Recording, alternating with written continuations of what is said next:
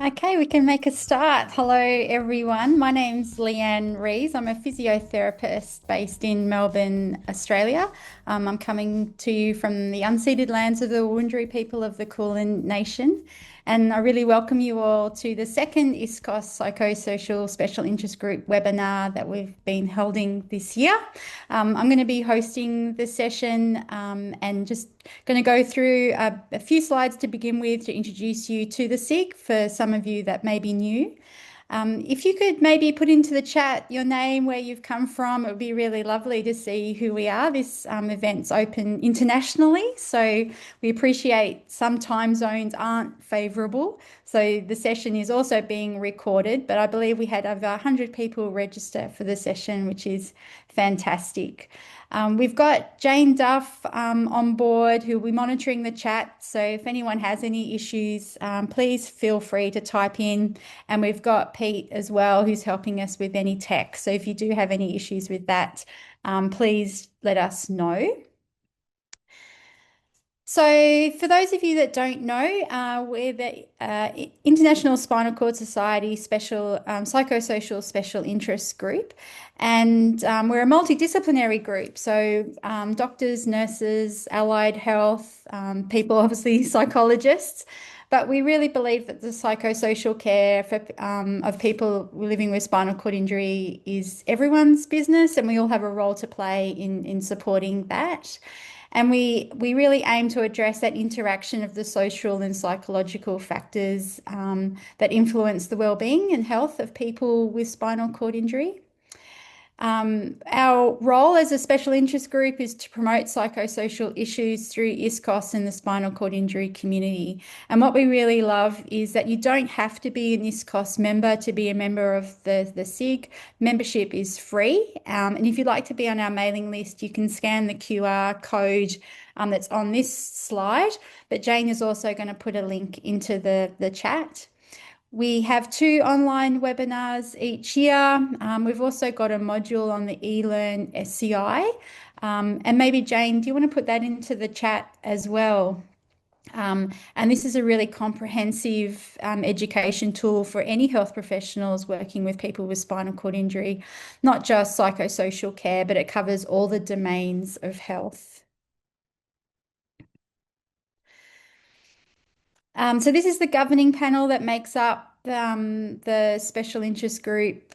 We've got Jane from the UK, we've got Kim from the US, myself, Hallelujah from Tanzania, who did our last webinar, which was really great. It was really interesting hearing about the experience of psychosocial care in Tanzania. We've got Tyne from the Netherlands, Matteo from the US, Kathy from the US, and Angie from the US. So we're very US heavy. And you'll see that we've got a couple of vacancies, and we would really love to. We used to have someone on the panel who had lived experience with spinal cord injury. They've had other commitments and had to leave, but we're really looking for someone with spinal cord injury or otherwise representation from other health professionals as well. So we're kind of covered for allied health and psychology, but looking for any nurses or doctors out there, that would be great. And if you are interested, you can email this iscos.psychosocial.group email, and maybe Jane, if you wanted to put that one into the chat as well.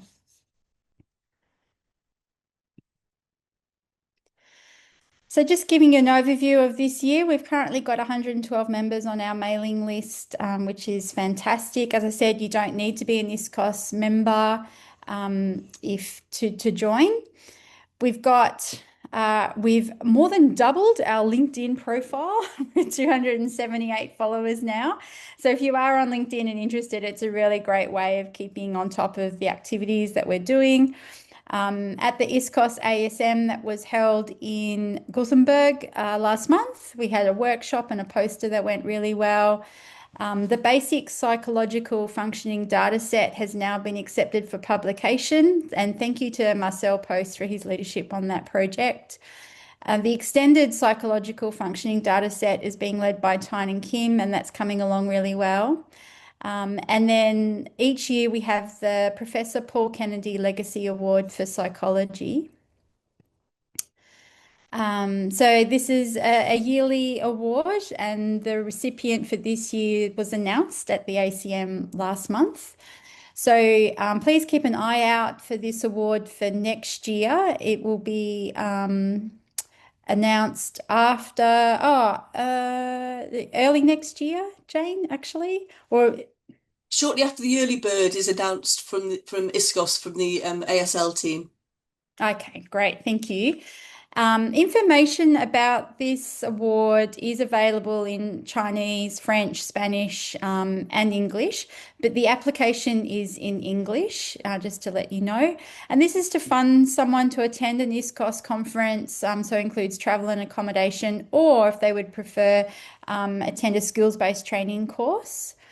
And then they would then present their learnings of the ISCOS meeting, and an opportunity to connect with ISCOS Psychosocial SIG is an essential component of the award.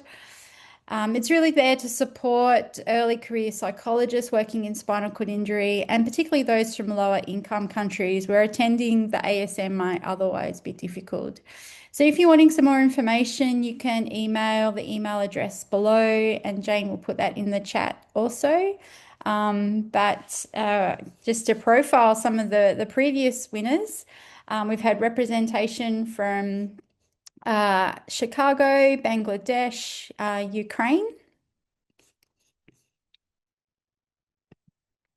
And then we had Hallelujah from Tanzania, and the winner this year is Dr. Danny Brent from South Africa, looking at mentoring to help integrate psychological services into SCI rehabilitation.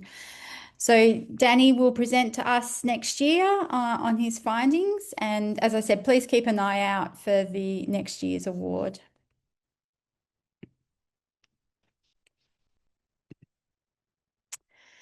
For those of you who are ISCOS members, it'd be really great if you could add the Psychosocial SIG Hub to your profile.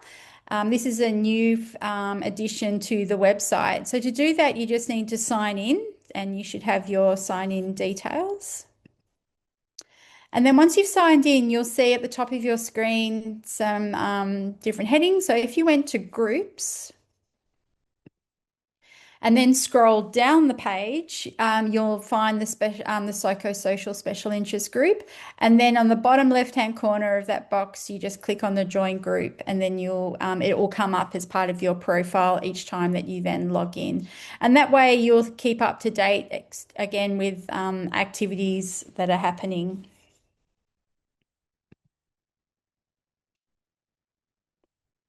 Jane's going to put a link into that into the chat. And also, it won't guarantee, joining the SIG via the ISCOS website won't put you on the mailing list though. So we haven't quite got that far in the technology yet. So if you wanted to be on the mailing list to ensure that you receive information about the webinars, please scan this QR code.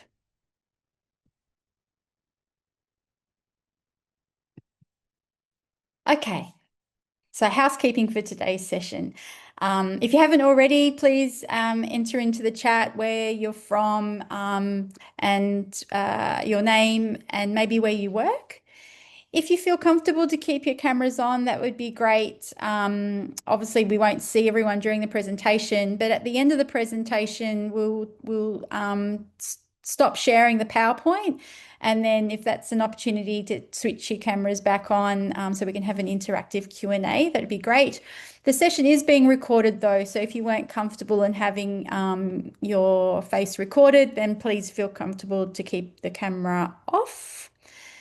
If you have any questions along the way, please post them in the chat, and Jane's going to keep an eye on that. Otherwise, there will be an opportunity to ask your question if you prefer to speak. The closed captions has been enabled, so at the bottom of your screen, you should be able to see a button that will enable that for you. I've mentioned that Pete from ISCOS Events is here with us to provide us with any IT support. So if you're having any technical difficulties, please let him know. And we would love your feedback at the end. So there will be another QR code that you can scan to a feedback form. So please stay to provide that feedback. All right, it's my great pleasure to introduce to you Dr. Emily Bray. Emily is a research fellow at the Hopkins Centre at Griffith University in Queensland, Australia. Emily is passionate about using participatory and co-design methods, and her current research focuses on understanding people's lived experience of transitioning from rehabilitation to the community and supporting psychosocial adjustment after acquiring disability. Today, Emily will share the co-design process undertaken to develop a course that uses the concept of post-traumatic growth to foster a stronger sense of meaning and purpose after spinal cord injury. And I read about this project a few years ago, and I've been probably a bit selfish in nominating Emily to talk to us today because it sounded so interesting, and I'm really excited to hear how this program has gone. So I am going to now hand over to Emily. Uh, sorry, let me just. Why is that not? There we go. Okay, Emily, you should be able to have the controls there now. Wonderful. Well, thank you for the introduction and thank you for inviting me to speak today. I'm going to be talking about the Engage program, which I run for an organisation called Spinal Cord Injuries Australia here in they're based in Sydney, but I'm in Queensland. So I'd like to start by acknowledging the traditional custodians of this land where I am today. The First Nations people have long engaged in ceremonies of storytelling, music, dance, and celebration, and we pay respect to the elders past and present and recognise those of the future who will carry the memories, traditions, and aspirations of First Nation people. It is crucial to remember that beneath the concrete and asphalt, this land always has been and always will be traditional First Nations peoples' lands. We acknowledge the contributions of both First Nations people and non-First Nation Australians towards building and advancing a sustainable future, promoting health, reducing inequalities, and achieving better social outcomes. So who am I? Who is SCIA? So I'd like to just start by introducing myself and my background. So I'm a social worker here in Australia. I have experience working both in the rehabilitation side and the community setting, focused on neurological injuries, mainly spinal cord injuries and brain injuries. I'm also a researcher at the Hopkins Centre in Queensland, Australia. Where, as Leanne mentioned before, most of my research focuses on psychosocial aspects of living with a neurological disability, again, mainly brain and spinal injury. And this is particularly important for me because I'm very passionate about supporting people with neurological injuries live life to their fullest after spinal cord injury because I have lived experience of spinal cord injury. So I acquired a C5 complete injury back in 2012. And while it's challenging, I have found that life after spinal cord injury can be really fulfilling. I am now a wife. I have two beautiful children. I still enjoy books and reading books, and I've recently become quite an NRL enthusiast at the insistence of my husband. And for those of you that are in England, obviously we've been watching the Ashes over the last couple of weekends. So SCIA, who is SCIA, Spinal Cord Injuries Australia, who I work for doing the Engage program, is a for-purpose organisation working for people with spinal cord injuries and other neurological conditions. We offer a range of services, including peer support and family support. We do physiotherapy and EP in the community. We support people with employment. We do advocacy. We provide some support with the NDIS, which is the insurance scheme over here in Australia. We've got mental health support and also some social enterprise activities, which includes the taxi booking system in New South Wales. I work within the Resilience and Inclusion Program department. So at SEIA, we believe that building resilience and finding meaning in life is essential to well-being. So we offer 2 free resilience programs that are designed to help strengthen mental health, build resilience, find meaning and purpose, and connect with others. And we also offer further guidance to support people in accessing counselling and navigating the mental health system. So the 2 resilience programs that we run, one is called EPACT, which is a self-led online skill building and educational course, which is designed to support people with spinal injuries who are experiencing symptoms of depression and anxiety. And it was developed using the principles of cognitive behavior therapy. So I'm sure as many of you know, if you're a psychologist or counselor, it's a therapeutic approach that builds on the idea that if we can identify and challenge negative thought patterns and replace them with more realistic and positive ones, we can in turn change our feelings and behaviors. It's a brief summary of the EPAC program. And then the Engage program, which I'm going to be talking in detail about today, is an online group program that uses the concept of post-traumatic growth as a framework to support people with spinal injuries in finding meaning and purpose. So my plan for today is I'm going to talk about the co-design and development of the course. I'm going to talk how we use post-traumatic growth as our framework throughout the course. We're going to do some reflections from both past participants, so some case studies, and then also some facilitator reflections from the past 5 years or so of running it. So design and development. So I'd like to introduce you first to the research team and really acknowledge the significant input that they put into designing this. So we have Professor Phil Siddle, who is quite prolific in the world of pain management and has many years experience as a researcher and clinician in the field. We've got Sky Dong, who's a psychologist with extensive experience supporting people with spinal injuries. Rebecca is a physiotherapist who specializes in pain management and spinal injuries. And then Associate Professor Shane Clifton, who works at the Faculty of Medicine at the University of Sydney. And Shane also has lived experience of a spinal cord injury. And then you've got myself as well. So Shane and myself were highlighted in red as we were the 2 members of the research team that had lived experience with spinal cord injury.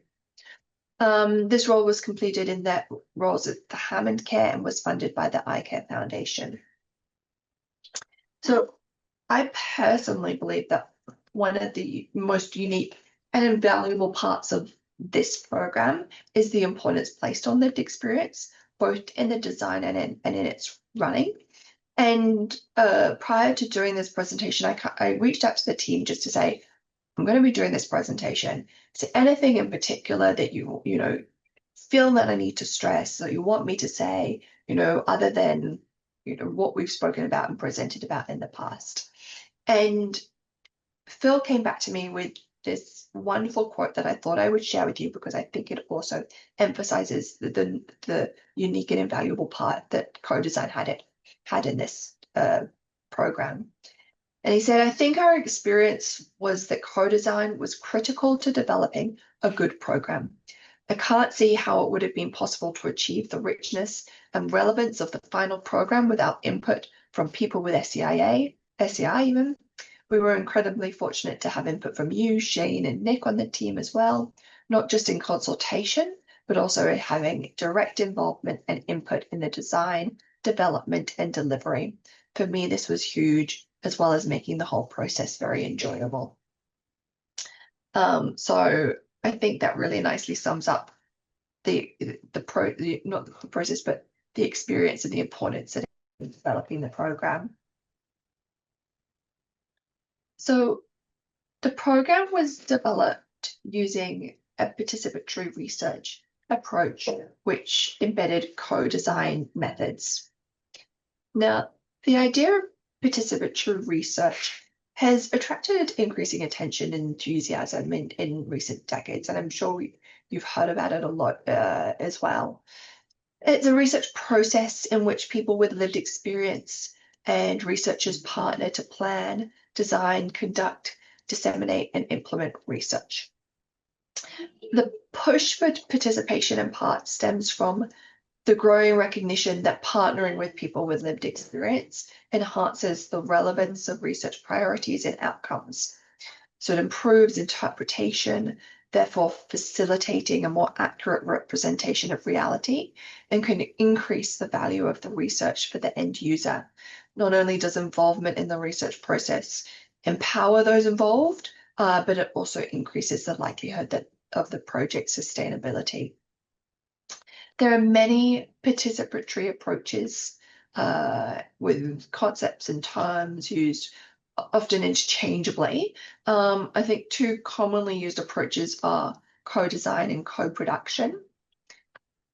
They vary slightly. Co-design recognizes the value of experiential or lived experience in the design of services, and co-production extends this to delivery and evaluation.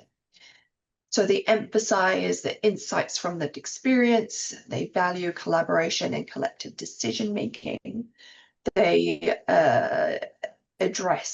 also address the unequal power arrangements between professionals and service users. So they're now both increasingly understood to be very critical in design, delivery, and evaluation of services and research for people with disability.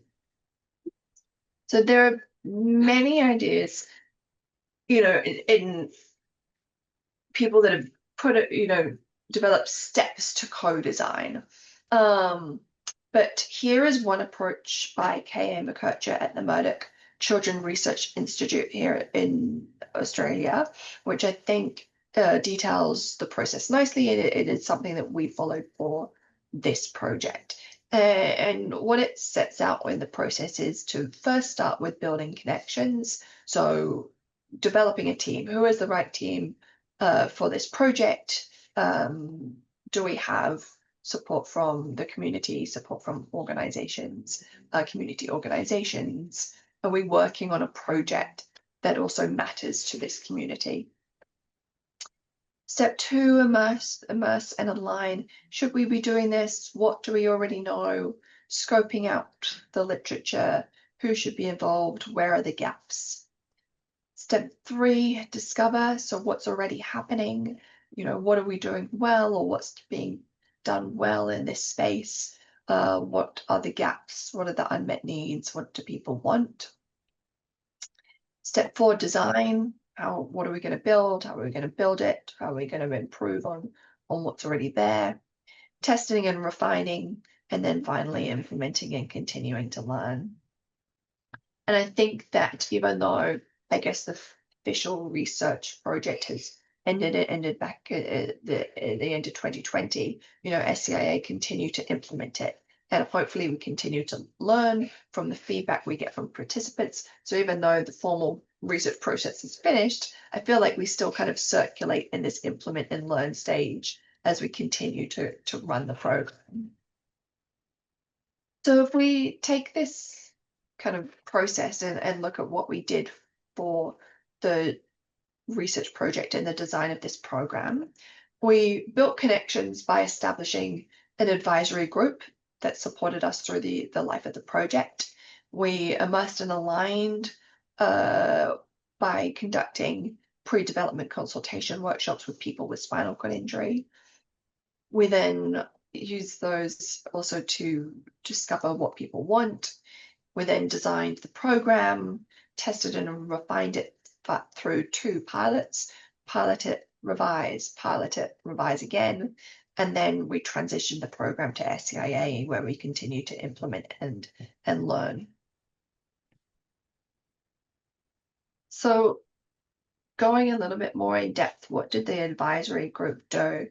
So the advisory group provided general counsel across the life of the project. They played a really central role in key decisions, so looking at the mode and timing of delivery, program content, recruitment, what the program's long-term future is going to look like.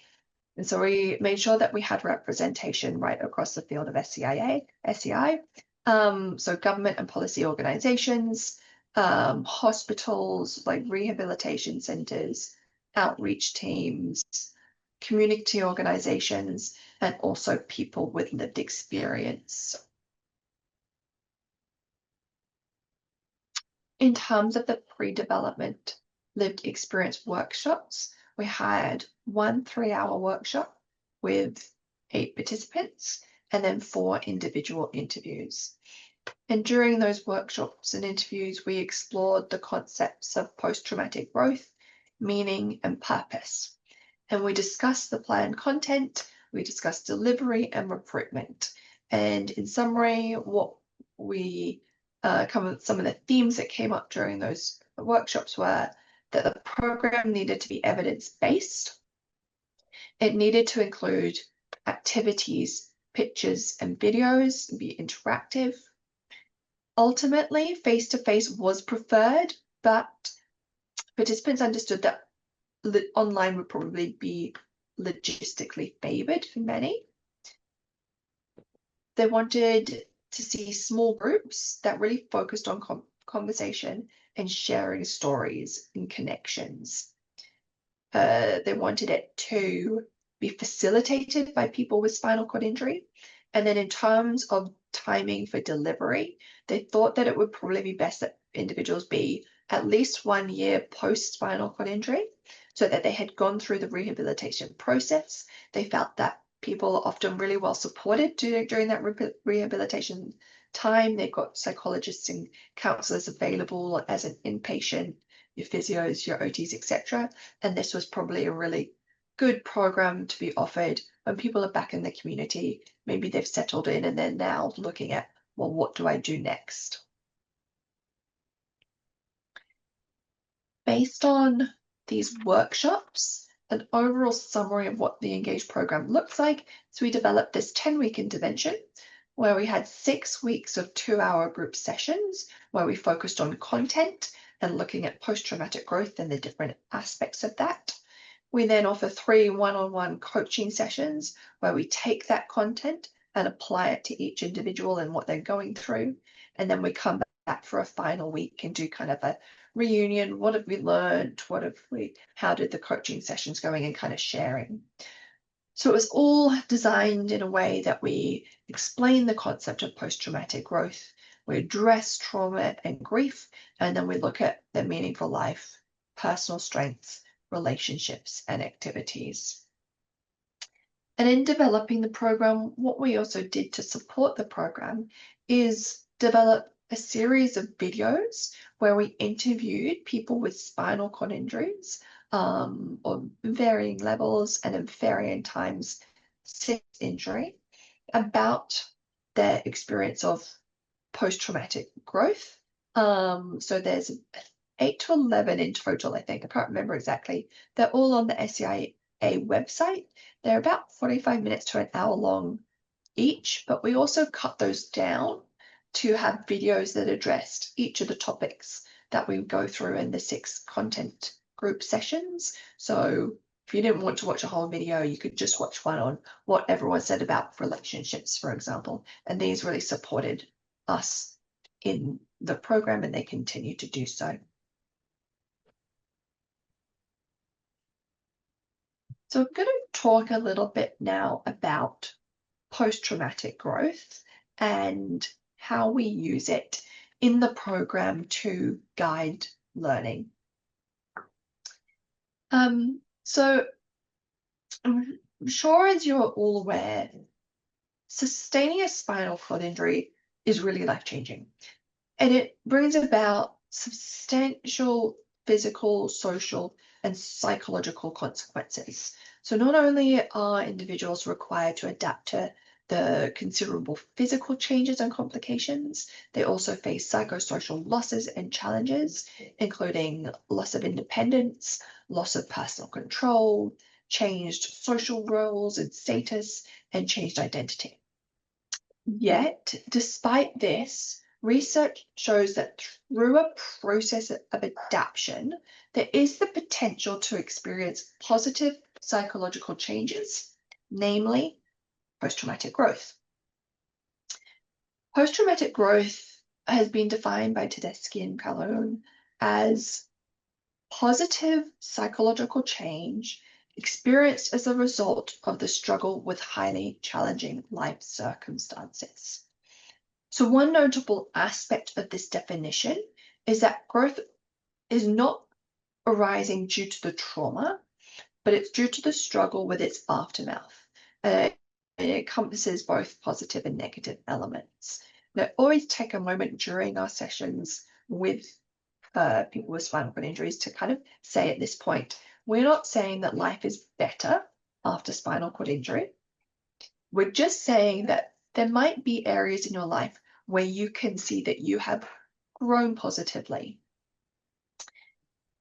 An important part of the process that leads to post-traumatic growth is cognitive rumination.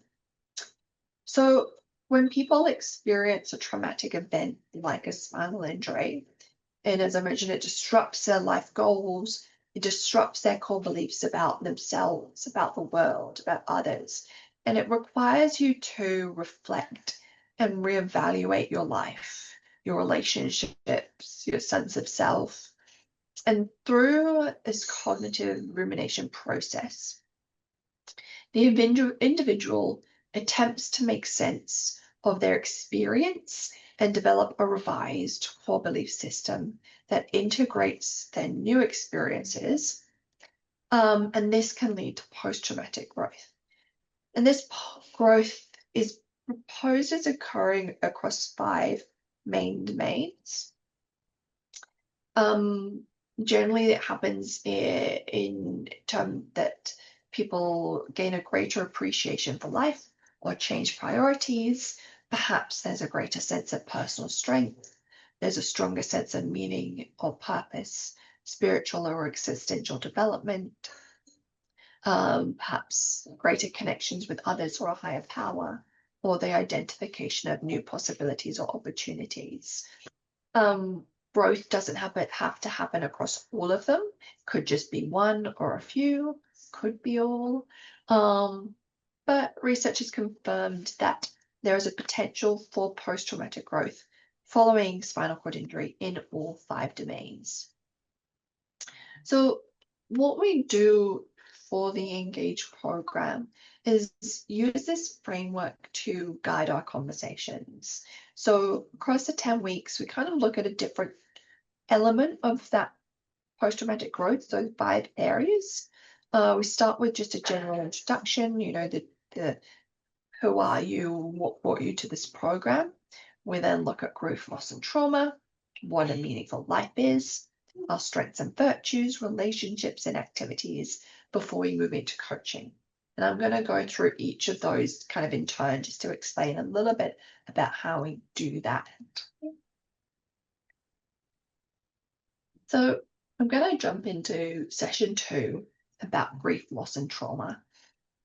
This is, I think, a really important session for people because I think the only way to move forward is to actually start by acknowledging that spinal cord injury is really hard, it's really challenging, and there will be feelings of grief, loss, and trauma, and this is often where people are at when they start the program. So we talk about the theories of grief. We look at an exercise that uses pictures and art to explore our grief, using pictures as a way to communicate how a spinal cord injury has impacted us. And in talking about the theories of grief, we talk about like the central themes to those. So grief is this complex process of adaptation. It's a unique and individual process. It's influenced by cultural, familial, and other social contexts. We talk about how successful grieving doesn't mean letting go, and it's primarily a process of reconstruction of meaning.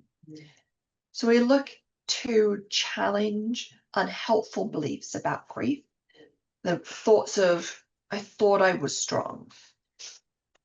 You know, when people say, you've got to get over this, you've got to get on with your life, or they're having these thoughts, the thoughts of, you know, I've just got to snap out of it, I've just got to go over this. And instead, we help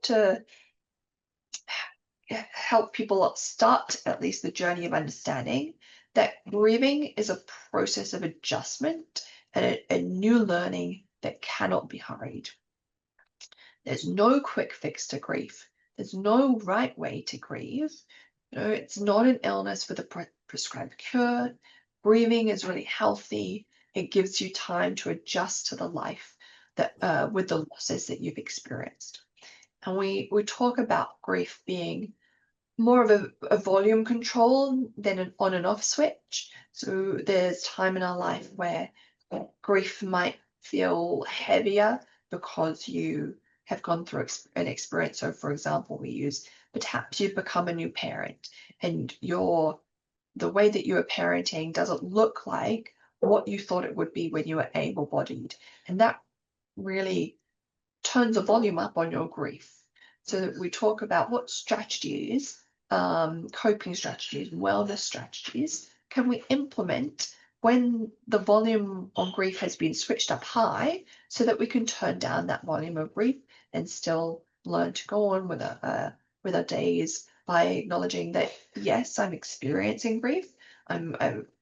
Life is hard right now. It's not what there's losses that I'm dealing with, but how are we going to move forward?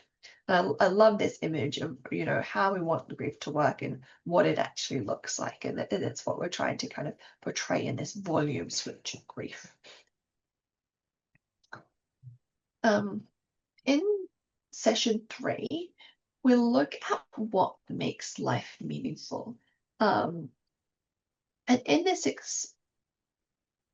session, we ask people to identify things in their life that are meaningful. And through this, people always, you know, sometimes people struggle and say, I don't think I can find anything meaningful. Sometimes they say, oh, my friends, my family. But often what comes up across the board, which mimics research, is that relationships are normally the top thing for everyone that makes life meaningful. We use the research not only to highlight how what they have brought up in their own thought process mimics relationships, but also to show them what other things they could be thinking about that makes life meaningful.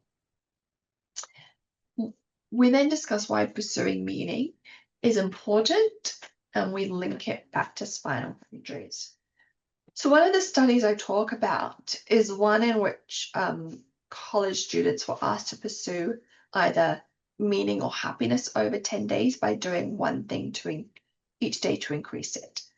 So some of the activities in the meaning group included forgiving a friend, studying, helping or cheering up others, where the happiness group would do things like sleeping in, playing games, eating candy.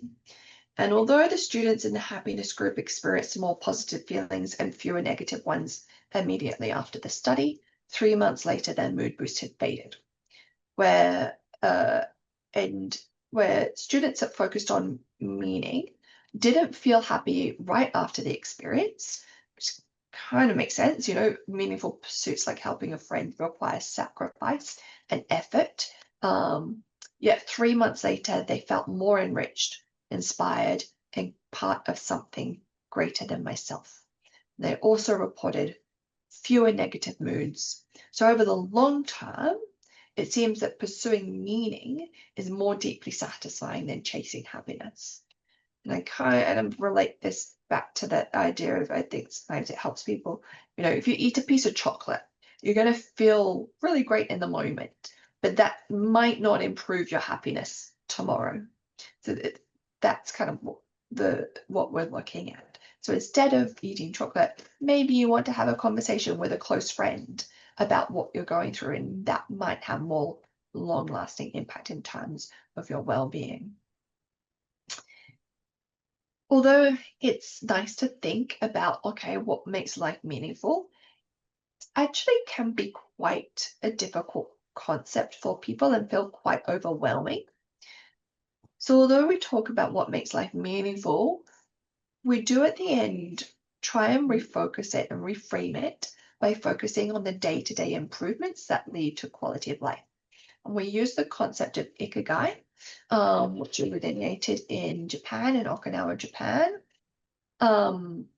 which is a blue zone, which is a zone, there's 5 across the world, and there's within those zones, people generally tend to live longer and have better health outcomes. Which is by the by, but the concept of ikigai is really helpful for helping people understand that it's a reason for being, that is translated in a reason to wake up for in the morning. And it's discovered in doing simple things every day, tending to your garden, looking after children, doing some arts and crafts, taking care of your dog, taking care of pets, etc. And this is really helpful for this session because people are able to relate to that. Sometimes thinking about what makes life meaningful, quite an existential thought process, but thinking about, well, what can I do today that's going to get me out of bed? Well, I have to let the dog out to do a wee. So my dog is my sense of meaning and purpose today.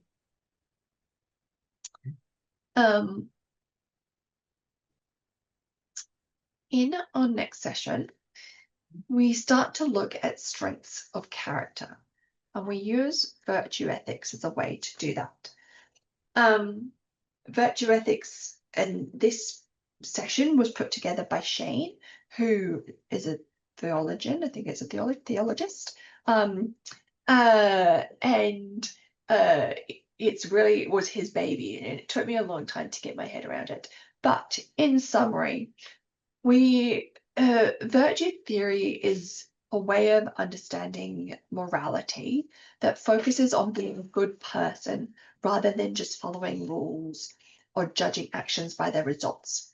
So it comes from philosophers like Aristotle, who believe that living a good life means developing positive character strengths or virtues. So down the middle column, you can see courage, generosity, kindness, and wisdom.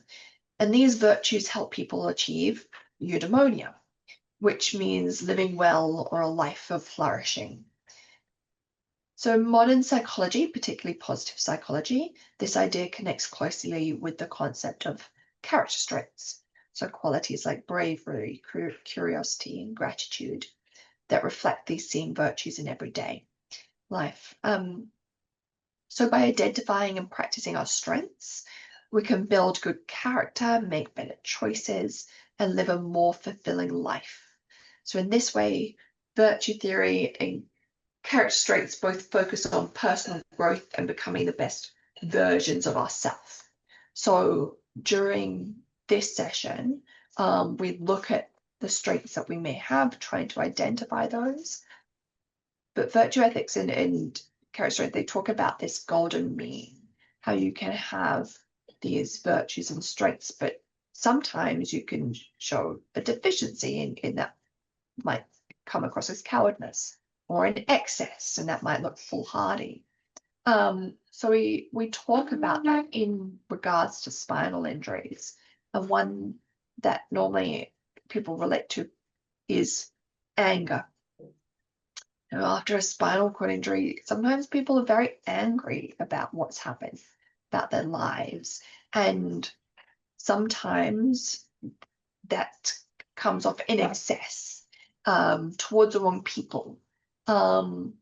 So we talk about how building our strengths and trying to live a good life is perhaps about understanding that anger sometimes is best used at the right time, in the right way, in the right amount towards the right people. So, for example, getting angry at your support worker might not necessarily achieve the right outcome that you're looking for, because you're perhaps relying on them to support you, and if you're then angry in a way, in a situation that doesn't require it, might not result in the outcome that you're looking for. Or and I know insurance systems are different depending on where you are in the world, but here we have the NDIS process is involved in the NDIS. You call up and you'll probably talk to someone that has no influence at all over your funding, and probably is just the funnel to sending your information off elsewhere. Getting angry at this person is likely not going to result in anything more than getting hot under the collar. So we talk about how we can use our strengths in different situations, but that one tends to resonate with people. The next session, we look at relationships. Social support is a key factor in people with spinal cord injuries experiencing post-traumatic growth. So we look at what meaningful relationships people had before the injury, what meaningful relationships they have now after their injury, and we look at what makes those relationships important. Generally, it's the fact that they give you a sense of connection and they give you a sense of belonging. And again, all sessions are hard in different ways, but this one can also be particularly hard because people don't seem to identify, I don't have any support. There's no one, I don't have anyone. So what we try and do, we break it down into 4 levels of their support. So you have your emotional intimacy level, which is maybe just one person that you can confide in, a best friend, a parent, a significant other. May not be a person. It could be a pet. It could be a spiritual god. We then look at friendships, having someone in a friendship level. So friends, we talk about how they come in all shapes and sizes. Sometimes you have friends that you've had from childhood. Others come into your life later and only there for a while, and that's fine. But do we have one friend that we could put in that level? Anticipation, people you interact with but would not call outside their interaction. So perhaps there's someone at work that you have lunch with, but you're probably not going to call them outside of work. Sports groups that you're involved in. I think parents groups are a good example of that. Sometimes you go to a parents group and you talk to the other parents there, but you're not actually going to call them or interact or go for coffee with them outside of that. And then lastly, the exchange group. So someone you pay for a service. This could be your local barista, and it could be your psychologist. It could be a social support worker. It could be your physiotherapist. So we try and support people in identifying at least one person at each of their categories. And when you break it down like that, normally people can find one, and people start to acknowledge that, you know what, the connection that I have with my barista every morning, just that, hi, how are you? How's your day going? Look at the weather. Those interactions are just as important as the emotional intimacy, because they provide you a sense of connection for that day. Not only do we look at, people, but the defining features of a meaningful life are connecting and contributing to something beyond the self, which, yes, could be a person, but it could be nature or God.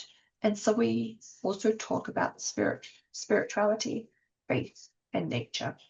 And there's one research study that I draw on for this topic, which is study that looks at people's recovery in hospital after minor surgeries when they're either placed in a room with no windows or a room which has a tree view and windows. And the patient with the tree view in this study had shorter post-operative hospital stays, had fewer negative evaluative comments from nurses, took fewer moderate and strong analgesic doses, and had slightly lower scores for minor post-surgical complications. I find this is a really nice way of showing the impact that just being able to see a tree outside the window has on our recovery, but also that it can have on our mental health. So through this relationship session, we're looking at not just the relationships we have with other people, but the relationships that we may have with nature, with music, with art, with a god, whoever it may be, just something that you can connect to.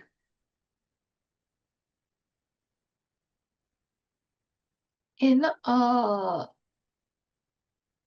session 5, all right, we look at activities and what makes activities meaningful. So after kind of having a conversation about what activities are meaningful for you, we then talk about, okay, well, what makes these activities meaningful? Meaningful activities are generally aligned with your values, your passions, your strengths, skills and beliefs. They're challenging, creative. They might have some intrinsic value, feel productive, rewarding. They often involve a sense of connection and belonging, and they often involve making a contribution. We talk about the science of contributing. And one of the studies that I use for this looks at how generous behavior is known to increase happiness and therefore motor generosity. So in the study, I talk about how participants promise to spend money over a series, like a timing of 4 weeks, either on others or themselves.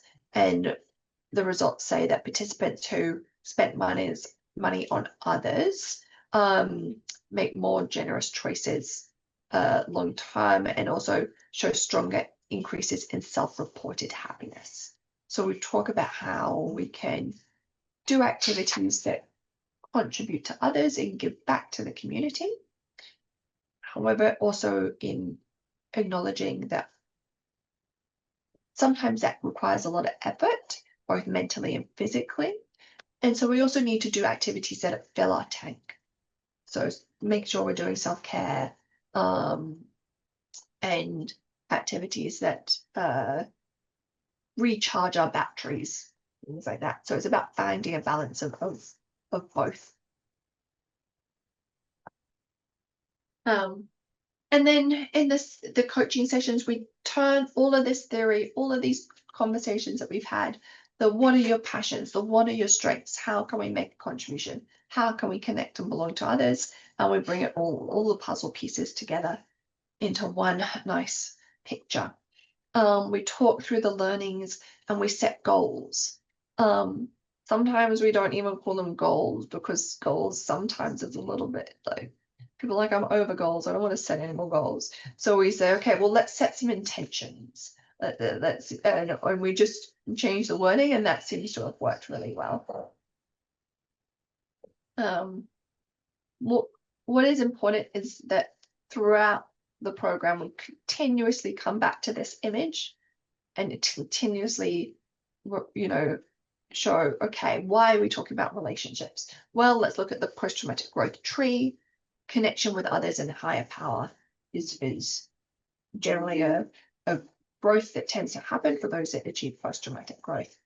And we say, okay, we're looking at moving forward, we're looking at engaging in self-reflection, we're looking at how we can engage with others and how we can engage in activities. So we send people away hopefully with goals of, okay, well, I want to,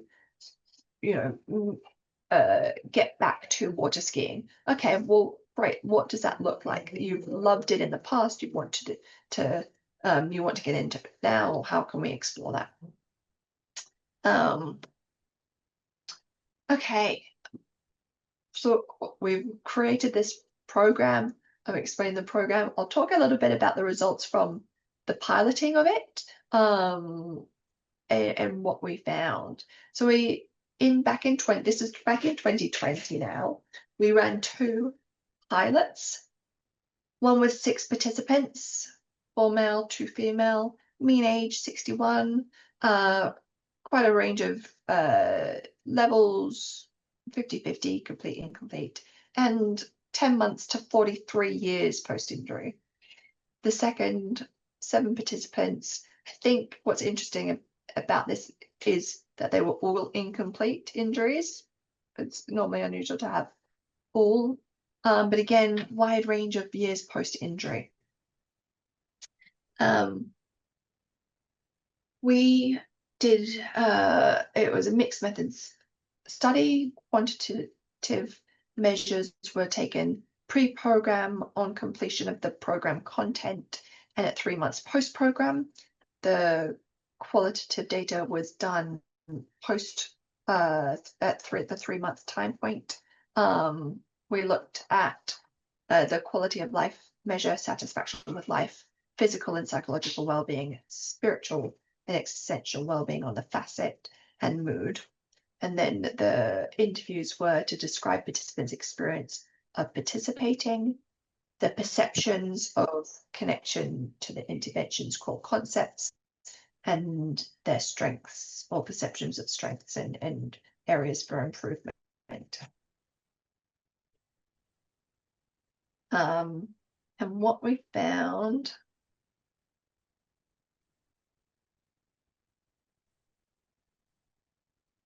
we'll move on. So with the quantitative results, I ask you to bear in mind that the numbers for this pilot are very small. So we can't really say anything in confidence in terms of statistical significance. So I'm giving a bit of a brief summary for those that are interested. But basically the largest change was in meaning and purpose on the facet spirituality scale. Then we had the next significant change was in satisfaction with life. I say significant not in that terms. I don't think it was statistically significant, but it was another of the largest changes. Changes were smaller, but still reasonably large on the physical activity and psychological SEI quality of life basic data set. And then there were smaller changes in depression and stress on the DAS and overall quality of life. I think what was most, like, of all of these, I mean, there's positive results across all of them. What I think was most interesting was actually anxiety, which increased slightly immediately following the program, but then improved at 3 months post. So you kind of think, okay, well, and this is just hypothesizing, but was it anxiety because the program was ending and they didn't have the support that then went back down to the base level where they realized, actually, you know, I've incorporated some of these learnings? I'm not sure, but I think that was probably the most interesting result for me. And then these are some of the qualitative results that we've published. And I'll run you through these quickly. So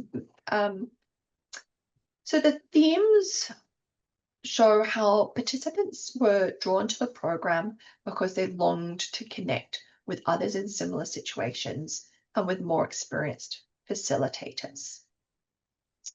Participants then reported engaging in a shared group process, journeying with others through reflection and learning, and exploring concepts related to post-traumatic growth and meaning.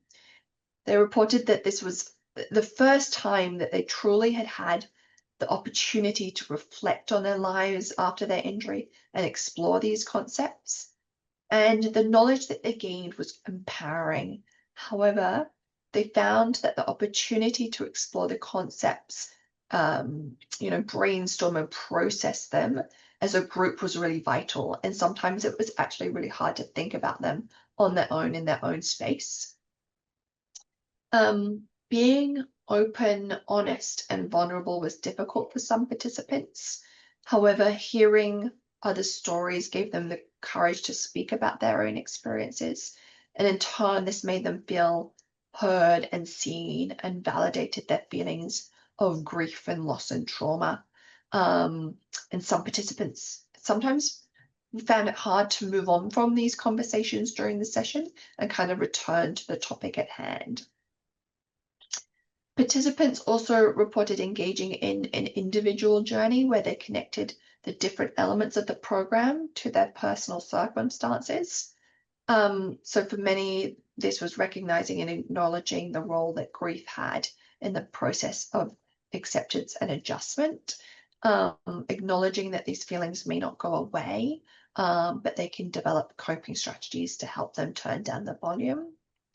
A few participants had trouble with the concept of quality of life and were searching for what that meant to them post-program, but they continued to think about two questions. What gets me out of bed in the morning and what fills my cup? So the concept of meaning and purpose and quality of life were quite overwhelming for people in the program, but focusing on those day-to-day improvements, those day-to-day things, led them to have more of a sense of control over their situations. Relationships were difficult to discuss as a topic, but they could link the complexity of changed relationships to feelings of grief and loss. And the coaching sessions provided participants with an opportunity to translate program concept into specific goals that facilitated their personal, psychological, and spiritual growth. Post the program, participants recognized that, post-traumatic growth is an ongoing process. They continued to reflect on the program's concept and incorporate them into their lives. And some participants said that it's quite difficult for them to continue on their own and that they would need ongoing support from spinal cord injury community, peer support, professional therapy, but that discussing these concepts gave them hope that they would adapt to life with a spinal cord injury and started the process of kind of meaning making for them. So following the pilots in the transition to spinal cord injury, as we continued to refine it, we thought it was important to develop a handbook for participants, but also facilitators. We did a bit of a slide update. We introduced breakout rooms, end of session reflections, and the opportunity for continued connections using a WhatsApp group, but also what we called alumni events, which I'll touch upon a little bit later. So I'm going to just reflect on a couple of participants' experiences as case studies. Firstly, since the end of the pilot in 2020, so the last 4 years, we've typically run 2 programs a year. We've had 49 participants come through the program in those 4 years. Interestingly, majority of which are female, which if you've done research in SCIA, that's a little unusual. Typically, it's more male dominated. So I do find that interesting. We don't kind of do research on the program anymore, but we do kind of feedback surveys at the end just to make sure that, gather people's feedback. What did they think about the program, etc. So generally, from the last 4 years, we found that over 70% felt the Engage program was very helpful at improving meaning and purpose in life. Over 80% felt that it was helpful in improving connections to people with lived experience, and over 90% would be extremely or very likely to recommend the program to someone in a similar position. I'm gonna now, when I was preparing to do the presentation, I emailed 3 past participants to kind of ask them to reflect on their time. So I'm going to talk about Sarah Jane first. And I asked them all, how were you? Where were you at before you started the program?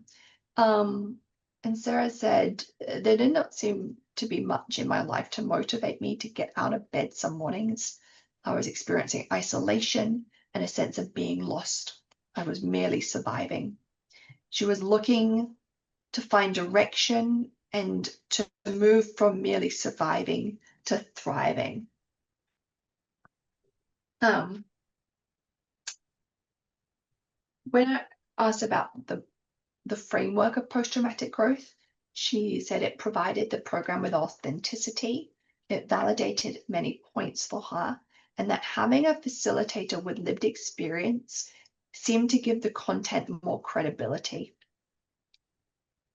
The program gave her something to look forward to each week.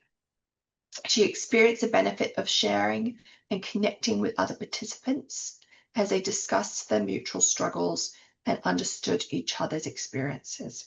We connected deeply, free from the identity crisis that often accompanies the profound effect of spinal cord injury. So this is SJ. SJ is now one of our peer and family support coordinators. So before doing the program, she was unemployed and obviously struggling to find her purpose in the world. She said it rekindled a part of me that I had forgotten. She set a goal to find meaningful work, became active in advocacy, and a few years later, she accepted a position with SCIA as a peer and family support coordinator. She runs the Blue Mountains in Central West area, and she now, as of last year, co-facilitates the Engage program with me. She's a wonderful facilitator. She was facilitating and running adventure programs before her injury. And so now I'm very excited that she's kind of gone through this journey, found herself, and is now, come out on the other side and running the program with me. So that's SJ. SJ did the program, I think, 4 years ago. So she was one of the first people to do it. And then talked to Barbara, who had only done it at the beginning of this year. And she said before the program, she felt disconnected and disengaged. She'd been searching for answers as to why she was feeling that way and couldn't understand her challenges, and didn't have the tools she needed to regain strength to flourish. She wanted to learn skills and develop tools to cope better and create a better future with the options that she had. She talked about how hearing other stories gave her a sense of understanding and belonging and motivated her to keep working on the daily challenges. It was a safe space to share and learn. Each key topic helped her explore her feelings and experiences and gave her hope to continue growing. And this is Barbara. She put together lots of goals for herself. I think hoping to have fun and adventure again, even when I thought it wasn't possible, was my favorite goal. It's an ongoing goal that I can achieve over and over again. I really liked that. And she is now doing some advocacy work, I believe. But understanding the process of change after trauma has allowed her to focus on supporting herself positively and proactively rather than being sad and feeling like I'm not coping. I see life in a better, more positive way now. And lastly, David. David also did the program about 4 years ago. He was in a pretty low place when he did it. His wife had just left him after his injury. And he just wanted to heal and feel good again. He met lots of great people that he's kept in touch with. And And he just talks about how he got so much strength from seeing how others were coping and managing. He learned to be grateful for this life. And he said it was hard at first, but with the help of the Engage programs, he's come to terms with his injury. This is David. After he completed the Engage program, he knew he wanted to do something to help others. So he's now a member of the board of SCIA. And his particular passion is extending Sydney's services to regional and rural areas. So he works with the advocacy team particularly to do that. He's a farmer out in rural Australia, so he's returned to farming now as well, which I think is fabulous. So hopefully you can see through those stories the journey that people have gone on through participating in Engage. And I'd lastly just like to kind of reflect on my learnings from doing the Engage program over the last 5 years. First, just those day-to-day things. I think that the program is really aligns with SCIA's values, which I think is a benefit and makes it easy to run. You know, we want to support people with SCI re-engage in life, and we want to promote also the lived experience and having facilitators with lived experience. The program is unique, I think, and novel. It addresses the need for more psychosocial interventions.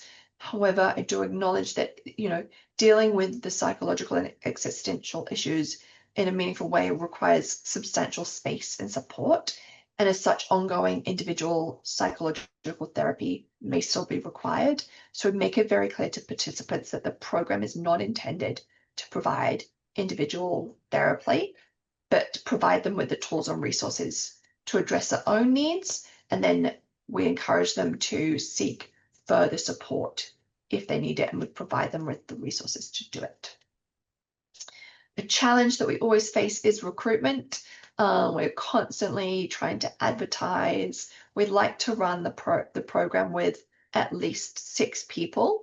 We find that if we have 8 people registered, 6 people will turn up. Likely, as if we have 6 people registered, 4 people will turn up. We don't like to run it with any less than 4 people. It's really not cost effective, and it doesn't allow for that exchange and connection and conversation to happen. So although we've been successful to date in getting at least 6 people or so, it is a challenge, and it takes a lot of time and effort to get people together. The cost is minimal. I mean, we were very lucky that this was all set up through or developed as part of a research program, and it is funding.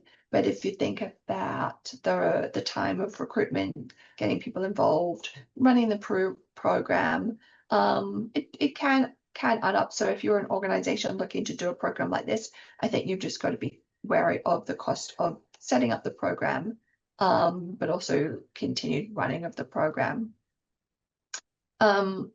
Online delivery is definitely essential. If it was in person, we would definitely struggle with recruitment. I think online is, for us, the only way to go. I think a strength is that it's embedded in evidence-based research and guided by stimulating content. I think that there's a balance always in it remaining embedded in research and not drifting to peer support. And research is always evolving, and there's always going to be new studies. And so it's always in the back of my head that I've got to keep updating the program and maintaining the program, making sure we've got evidence that is up to date.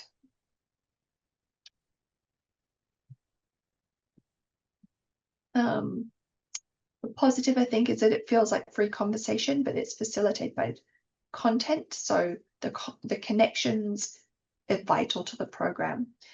I mentioned earlier that we introduced alumni events because people wanted to continue to connect with others past the conclusion of the program. So we did a WhatsApp group and an alumni event. what we found with the alumni events is that although everyone said that they wanted to come, we would run them quarterly and we would probably get 2 people. So long term, we did them for about 3 years, and then we just decided we can't continue to do alumni events for only 2 people. So unfortunately, we put that to the side, but people still have the WhatsApp groups that they can use, which is just the members of their own group to continue to talk and connect with each other. And my last point is coaching is essential to translating content into practical action. I don't think the program would be quite the same if we finished after the 6 sessions, because I'm not sure it would give people the direction that they need to move forward and put the content into practice. So I think for me, I believe that coaching is really essential in this program. And that's it from me, really. These are the 2 papers that we published, and SCIA's linked to the program as well if you want to see more. Thank you. Great. Thank you so much, Emily. Such a big project and so wonderful. And I'm seeing heaps of questions coming into the chat. We've got 15 minutes to go over them, and I'll just stop sharing the screen. So opportunity, if you wanted to switch your cameras on, we can see each other. But did anyone want to ask a question? Or Jane, I haven't seen anything that's happening in the chat. So No, there's been lots in the chat, and Emily, I've put links to the papers and also SCI Australia in the chat for people. So please do look at the chat, everybody. There's 4 questions that we've got, but people are welcome to post more. The first one was, Emily, do people of the same age group? And it was when your slide about the kind of participants was there and kind of age groups, and the kind of relationships being important for all, and whether that people of the same age groups meet together in the groups. So the groups are for any age, and it's funny the way that groups tend to form, almost, I don't know whether I believe in fate, but almost fate-like, that we tend to have sometimes groups where it's like all younger women, and then the next time it will be all older men. And I don't know how it works like that, but even if we have a range of ages, we still find that people connect, because the underlying common ground is that everyone's had a spinal cord injury and everyone's experienced this catastrophic event that has changed their lives. And it doesn't matter whether you're 30 or 60, it's still a common experience, and the experience has the conversation, it remains, I think. Thank I hope you. that answers the question.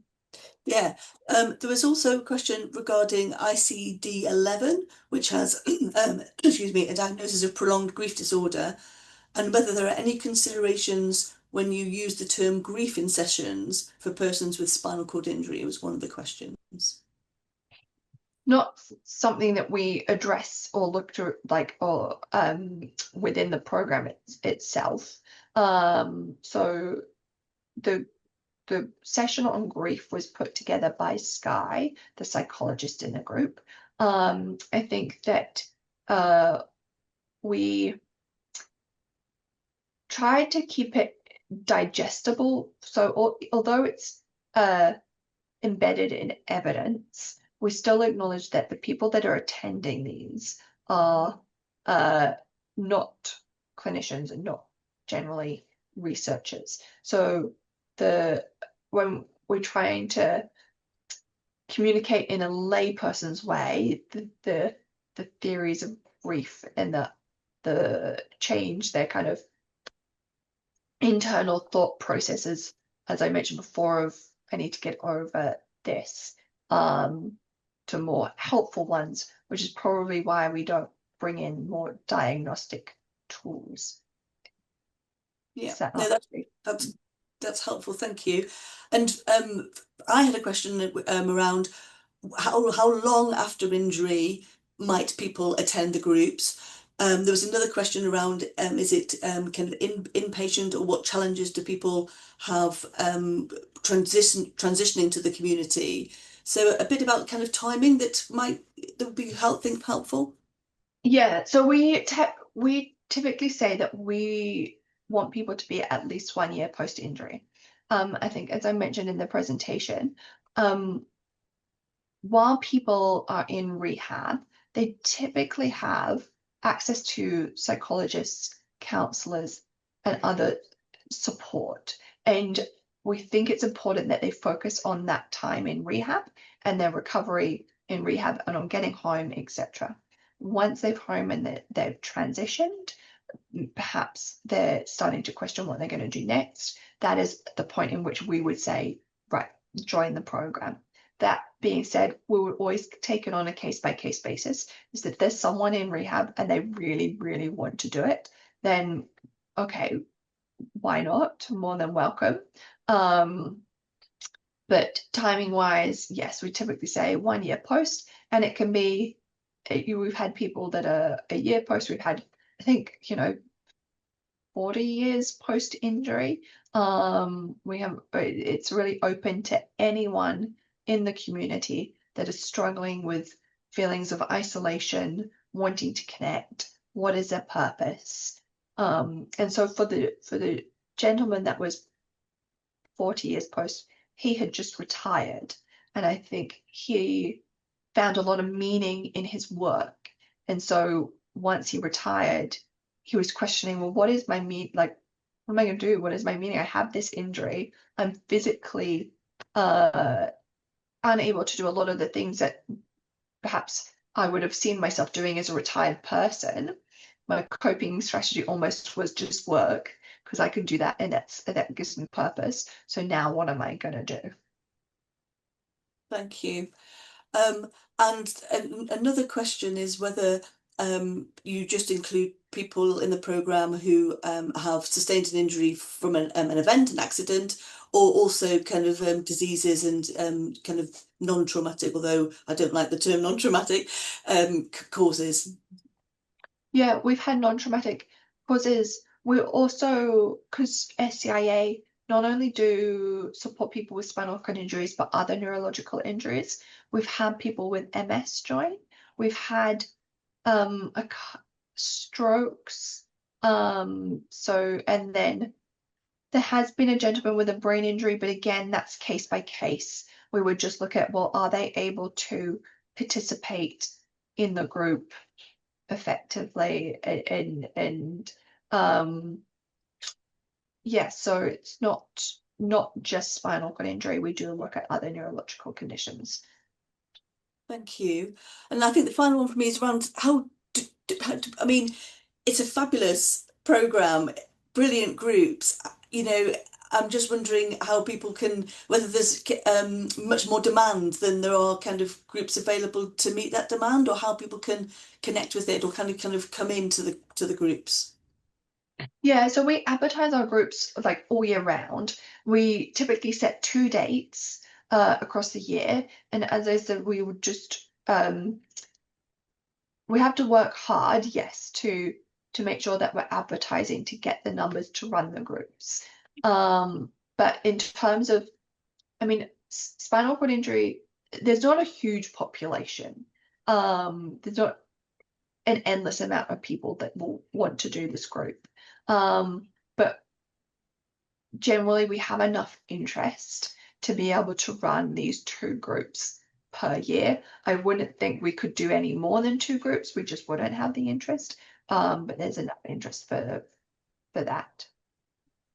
Emily, Does that thank answer? you. Yeah, no, it's brilliant. Thank you very much. That's really, really helpful. We've got a few minutes left, whether anybody would like to ask Emily a question, on camera? Yeah.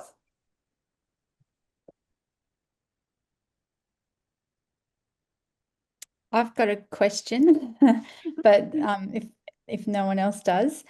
Emily, I was curious whether you think the program or the course would be just as successful if it was delivered in parts. So, because each of those sessions that you described are really valuable. And I wonder for some people, the thought of committing to the entire program might be overwhelming, but if they could be engaged in just one part of it, then that might be a stepping stone for them to then do another part, or for those that may not be as engaged. Yeah, I think that the content it can be like digested in all its separate parts.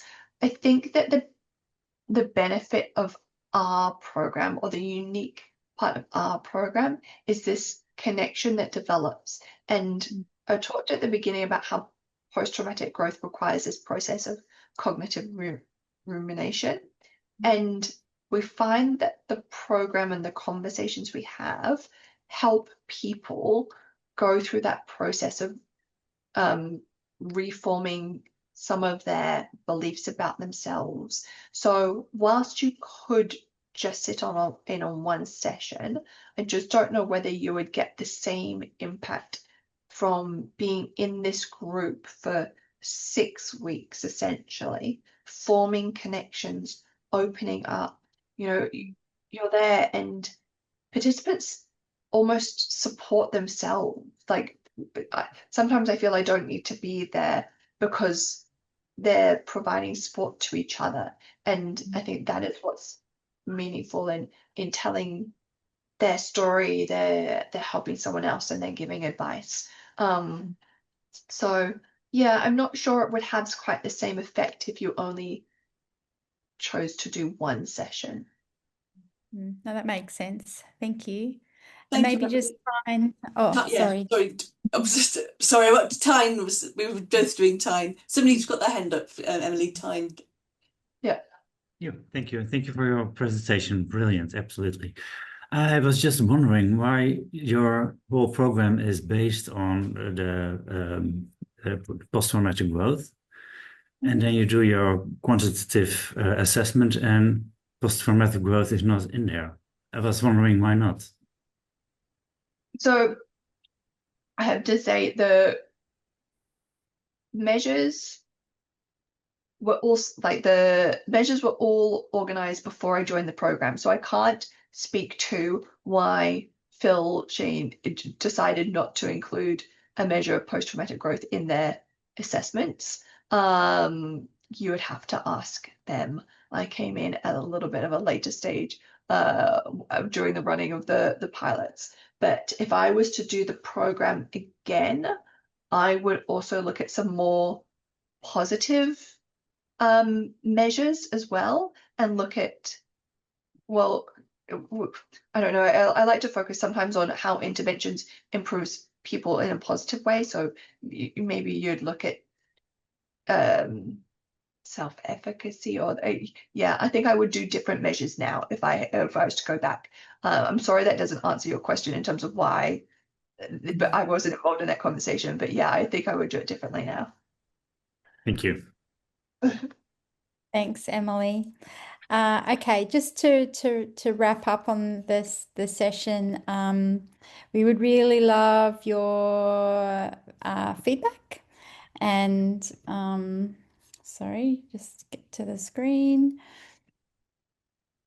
So to finish up on, we'd really love your feedback on today's session. So if you have an opportunity to quickly scan that QR code, the second one, that would be fantastic. Just as a reminder, if you would like to stay in touch with the webinars and be on our mailing list, the link is in the chat, but also the first QR code will take you to that. And as I mentioned also earlier, that Dr. Danny Brent will be delivering next year's webinar in the first half of the year. So please keep an eye out for that information. But thank you again so much, Emily, for today's talk. We really appreciate it. And thank you everyone who's joined in. This session has been recorded, so it will be available to those that have registered but haven't been able to attend. But likewise, if you wanted to go back to it and look at any of those resources that Emily spoke about, you'll be able to see it in the recording. So have a good day or evening wherever you are, and we hope to see you at next year's webinar. Thank you.